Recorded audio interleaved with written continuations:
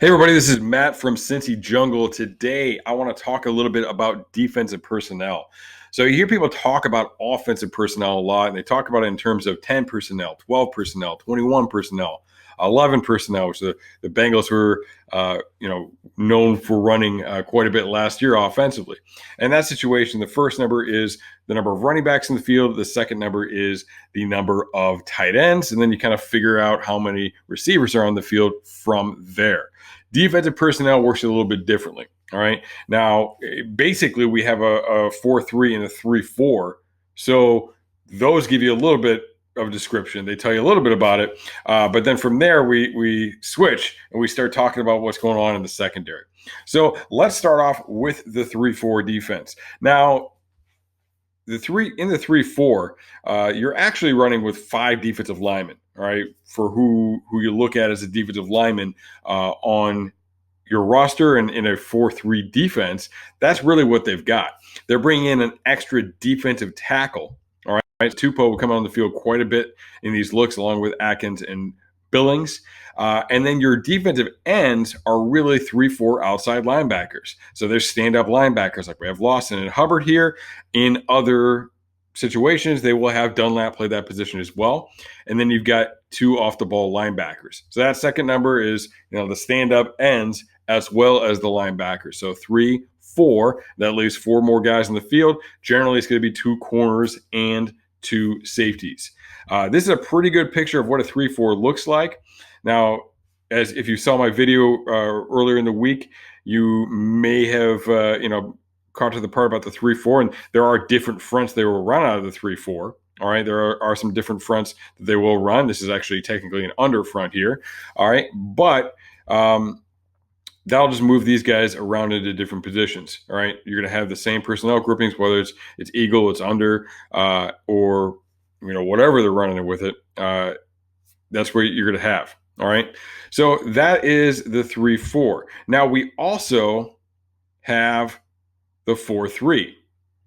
So 3-4, the Bengals ran about 1 in every 4 snaps. All right, it was their second most popular defense to the nickel. All right. Now, this is the 4-3. The Bengals are really not a 4-3 team anymore. They ran it less than 5% of the time. All right. So you have 4 down defensive linemen. Now, Hubbard, all right, Lawson, those guys are defensive ends here. All right. And you've got 3 linebackers. Once again, 2 safeties and 2 cornerbacks. All right, that's the 4-3 defense. Now these get called base defense, even though we know that the NFL is really a substitution league nowadays. But these are things that you're running really more against the run nowadays. All right, and that's why they're running that 3-4. They're bringing in that extra defensive tackle, and they're bulking up against the run. All right, that's where they most of the time are taking their nickel corner off. All right, for a defensive tackle. All right, so this is the nickel. All right, now. Look, this is the exact same picture of the exact same defense. I'm just kind of labeling it to let you know they can run all the same type of stuff out of this. All right. They can run all the same type of stuff. All right. But now we make this guy a nickel corner instead of a linebacker. Okay. So now it's a nickel corner. You're stronger against the pass. The Bengals were in nickel more than half the time last year. All right, one big question that people have been asking lately is about DJ Reader. Hey, we brought in this nose tackle. We brought in this run stuffer. Is he going to play? How much is he going to play to make it worth that contract? He's not going to play in nickel. Yeah, he's going to play in nickel. All right, the Bengals run a ton of nickel. All right, and he's going to play in it. And most of the nickel they run is on first and second down. So he's going to get a lot of those reps on first and second down. He may not get all the pass rush, but that's okay. He's going to get a lot of those first and second down looks, and he's going to do some damage and help them get into more advantageous third down situations, and free up some stuff for our young linebackers out there trying to fly around and make some plays. All right, and then finally we get into dime. Okay, so 3-4, 4-3. Those describe the number of defensive linemen and linebackers on the field. Dime, nickel, these describe the number of defensive backs, right? Generally, we have 4 defensive backs, right? We have 4 defensive backs. Now in the nickel, we've added a 5th. Nickel's worth 5 cents, right? So if we want to add a sixth defensive back, we call that a dime. All right. Next, next smallest, next one up in terms of change, right? So we call it a dime.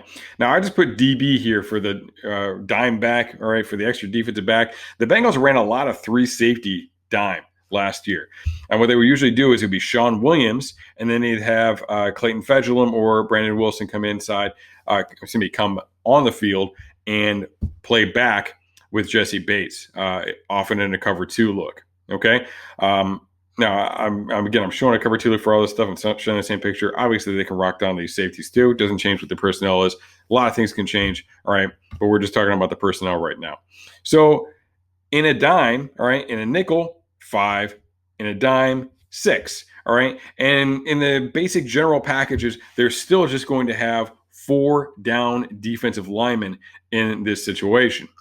Now, they can certainly switch it up, all right? And then there are other packages where they will be able to, have an extra linebacker and go to 3 defensive linemen, particularly in passing situations late in the game. The other thing they do is they can keep adding defensive backs, all right? So we talked about nickel, we talked about dime, all right? You had a 7th guy, that's quarter. You had an 8th guy, now you only have 3 D linemen because you don't have enough to have any linebackers.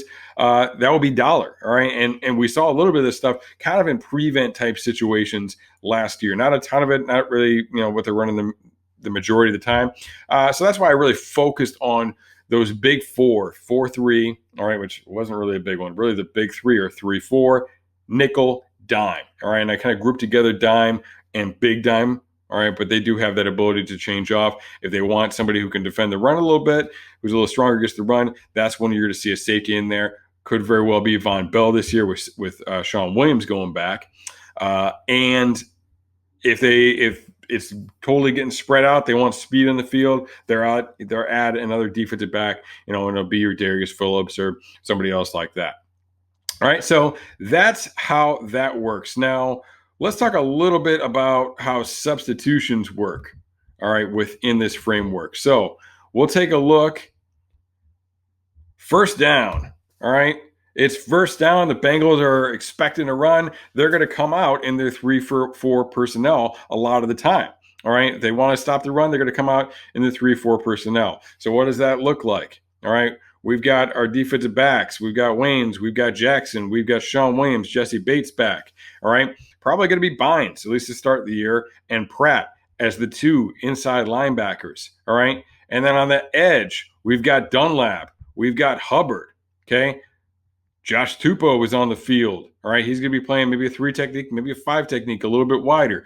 All right. We're going to have DJ Reader as the nose tackle. He could be head up on the center, but he really could be anywhere in those A gaps. All right. From 2-eye to 2-eye, from inside the guard to inside the other guard. And then Geno Atkins, all right, is generally the 3 technique. So that's what they're going to do on first down a lot of the time. Again, they play a lot of nickel. They play a ton of nickel on first down, but this is just kind of an example. So, hey, let's say they do a good job on that down, right? Do a good job on first down. They stuff the run. The other team gets 2 yards on it, though, right? They kind of fall forward, gain 2 yards. All right, we're in a pretty good situation, all right? Now it's a little bit more balanced. We're thinking they might want to pass. So Tupou, you're out. All right. We're going to get more speed in the field. We're going to nickel. All right. So those other guys, they stay on the field. All right. Hubbard and Dunlap are now down defensive linemen, and we are bringing our nickel corner, all right, Alexander, onto the field to gain a little bit of speed, match up better against the pass. All right. Now, let's say they do a great job here. And now it's third down, all right? They brought up a third down, okay? So getting them into third down now, all right? 3rd and 15. Get a sack on the play. Now we're in a great position, all right? But we're in a position where they have to throw the ball now, okay? We know that they want to throw the ball. So if we know they want to throw the ball, we want more speed on the field. So we're going to get Bynes out of there, all right? We're throwing Bell. Go with a little dime action. Williams and Bates are probably going to come back a little bit deeper here. All right, as we might run some sort of cover 2 shell. Now, if we really want to get crazy with it, let's get more athletic too. It's not just about how many defensive linemen you have in the field, how many linebackers you have in the field. It's about who those players are specifically, too. They're not all the same. So, hey, let's get Reeder out of there. Kick Hubbard down. He's going to play defensive tackle and bring Carl Lawson on the field to rush the passer. And while we're doing that, let's get Pratt out of there too. He's not great against the pass. Okay. Let's bring in the rookie, Logan Wilson. He's really good against the pass. Okay. Logan Wilson is a guy who could see some early action as a dime player. All right. As the dime linebacker. All right. So that could be a great spot to look at a guy like Wilson coming in that type of situation. Right. So that's just an example. This is how it works, how these moving pieces work. The Bengals will be watching.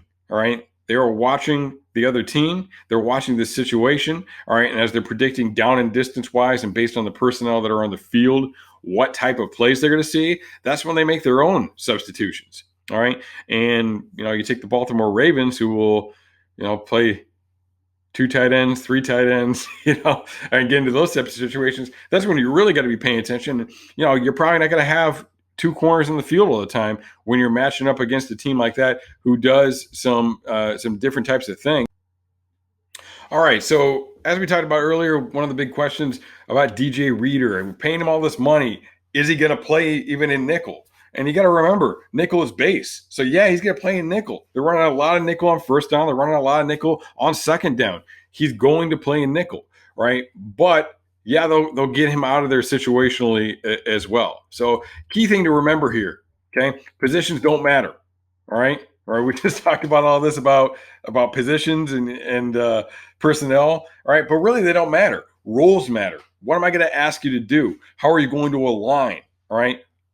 Players matter. So DJ Reeder can play in nickel. If they're running nickel on third down, he's probably not going to play on a lot of those reps. All right, on third and long, he's probably not going to play on a lot of those reps. But a lot of the times they're going to be in dime anyway and doing some different stuff with that in those situations. So it doesn't really matter, right? It's about the individual player more than about what it says next to his name on the roster. All right. Now, they ran a lot of 3-4 last year, primarily to stop the run. Right? We saw a lot of 3-4. There's a potential this year that we might not see quite as much of it. We might see more of the substitution packages. Why? Because they have DJ Reeder, all right? With DJ Reeder in there, that's going to give them better run support.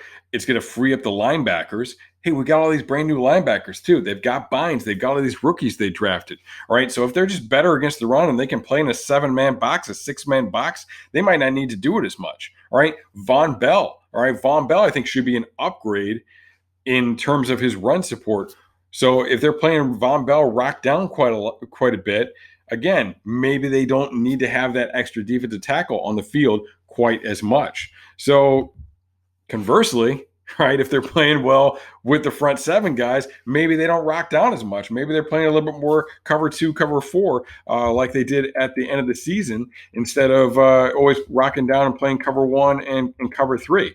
So there's a lot of things that can definitely change. But we've seen this is a versatile defense. They're able to do a lot of different things. Now, talking about linebackers, there was a lot of miscommunication issue with the linebackers, with the defensive backs as well last year. So I'm expecting those things to get better. It got better when Pratt got in. You could see Pratt had a better grip of things than Vigil and Preston Brown did, and he made a lot of that stuff right at the end of the year. Now Josh Bynes coming in, all right, and to replace in that area. We've got a bunch of rookies they're going to have to get on page fast. As long as they're on the field with Pratt, I think they'll be okay, though. But you got Logan Wilson in there. You got Marcus Bailey.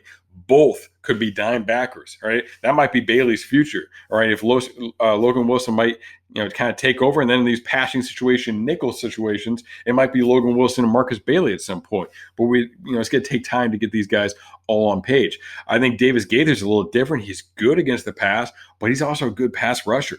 And you look at the way they used Nick Vigil last year. They blitzed him from the inside. They blitzed him from the outside. Obviously, did some traditional linebacker things, did some coverage as well. But maybe that's the type of role we are looking at for Akeem Davis Gaither, fitting into that really multi-purpose role where they can do a lot of different stuff with him. Now, late in the season, okay, we have a lot of linebackers, all right? And some people were saying, well, is Marcus Bailey even going to make the roster? Well, they didn't have a lot of linebackers when they drafted him, but they do now. All right, now it's a pretty deep group, right? So he he could make the roster, all right, and really depth is a great thing to have, and rotation is a great thing to have. We tend to think about things too much in terms of who's a starter, and again, you're doing different personnel groupings, you're resting players, you're doing different things. At the end of the year, Vigil was playing better, Pratt was playing pretty well. They were also taking them off for a series here or there, and they would have a series where they weren't even on the field. All right, it was Jordan Evans and Hardy Nickerson out there. All right, and those guys aren't quite as talented, but overall the defense was playing a lot better at that point. So if you look at it, like, look, Josh Bynes on a 1-year deal anyway. All right. So if all three of these guys pan out, he's probably not coming back. All right. But now you've got Pratt, you've got Bynes. All right. And then you've got these three rookies. So look, as I've said, Logan Wilson, Marcus Bailey, get him in passing situations. Let Akeem Davis Gaither get after the quarterback. But you can also just rotate these guys in just to rest guys, all right, just to keep guys fresh and to give the young guys a little bit of a shot in there. So all in all, that could be it could be a really good fit and could mean really good things for this defense. Another thing I noticed late in the year, all right, there's a lot more diversity in their coverage. All right, they were doing a lot of different things in coverages. Like I said, they were going to some 2 and some 4, where we were seeing a lot more 1 high type of looks at the beginning of the year. So now we're year 2 in the defense. They're bringing in different players in the defensive backfield as well as the linebacker who can do some different things. So I think we're going to see a lot more versatility, a lot more diversity, rather, in these defensive looks, in their coverages, hopefully setting up some picks, setting up some bad decisions from some of these other teams. So that's a little bit about defensive personnel and kind of how defensive personnel works, and just kind of based on some of the feedback, some of the questions some people were asking from my last video. This is something that I cut from that video, but I thought we should go back and cover it just to talk about this stuff and how this works. There's definitely more than 11 starters on a defense. All right. You're looking at least 5 on the defensive line. You're looking at, situationally and stuff, 3 or 4 linebackers that you could probably consider like stars who can be major contributors. And you're looking at 6 or 7 defensive backs. I would say at least 3 corners, at least 3 safeties, maybe even a fourth corner who can make a major impact on the defensive unit. So you got to have a lot of guys, all right? Never think you can have too many. Never think, oh, well, we can cut this guy, or we don't need this guy because we have this guy. No. Talent. Fill it with talent. Have lots of talent. All right, have guys that can do a lot of different things, because that's really important. That's going to make you a really good defense.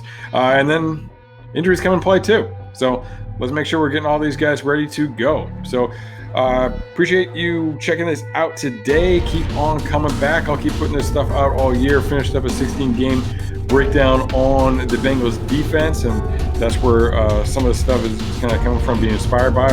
Also more stuff coming out of that. And got some other stuff I'm working on right now too. I'm going to keep it quiet for now, but I've got something pretty big I am working on over the next few weeks, and we'll have some content coming out related to that very soon. So thank you for checking us out, and go Bengals today.